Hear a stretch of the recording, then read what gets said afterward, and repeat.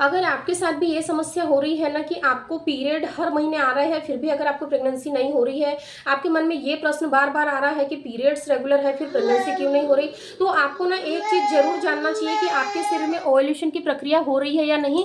क्योंकि अगर आपके शरीर में ओव्यूलेशन की प्रक्रिया नहीं हो रही होंगी, तो ओव्यूलेशन अगर नहीं होगा, तो फिर आपको प्रेगनेंसी नहीं होंगी, क्योंकि प्रेग्नेंट होने के लिए ओव्यूलेशन का होना बहुत ही ज़्यादा ज़रूरी है।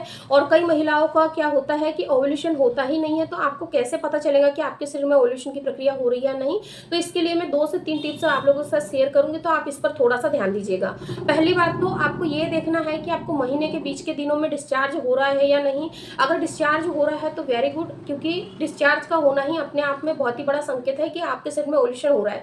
सेकंड, बीच के दिनों में जब अंडा ओवरी से बाहर आने वाला होता है, उस वक्त क्या होता है कि महिलाओं के शरीर का जो बेसल बॉडी टेम्परेचर है वो हल्का सा इंक्रीज हो जाता है। अगर आपके भी शरीर में टेम्परेचर हल्का सा बढ़ रहा है, तो ये बहुत अच्छा गुड साइन है, क्योंकि यानी कि अगर आपके बॉडी का टेम्परेचर बढ़ रहा है, इसका सीधा सा संकेत है कि आपके शरीर में ओव्यूलेशन हो रहा है। थर्ड, अगर आपके शरीर में ओव्यूलेशन होता है तो आपके शरीर में सेक्सुअल डिजायर भी बढ़ती है। अगर सेक्सुअल डिजायर बढ़ रही है, इसका मतलब है कि आपके शरीर में ओव्यूलेशन होने वाला है। अगर सेक्सुअल डिजायर नहीं बढ़ती है, तो समझ लीजिए कि आपके शरीर में ओव्यूलेशन की प्रक्रिया प्रभावित हो रही है और आपके शरीर में ओव्यूलेशन नहीं हो रहा है। तो इस तरीके से आपको अपनी बॉडी पर ध्यान देना है। अगर आपको ये लग रहा है कि हर महीने पीरियड आ रहा है, फिर भी प्रेगनेंसी नहीं हो रही, तो इन सिम्टम्स को आपको जरूर मॉनिटर करना है। Thank you.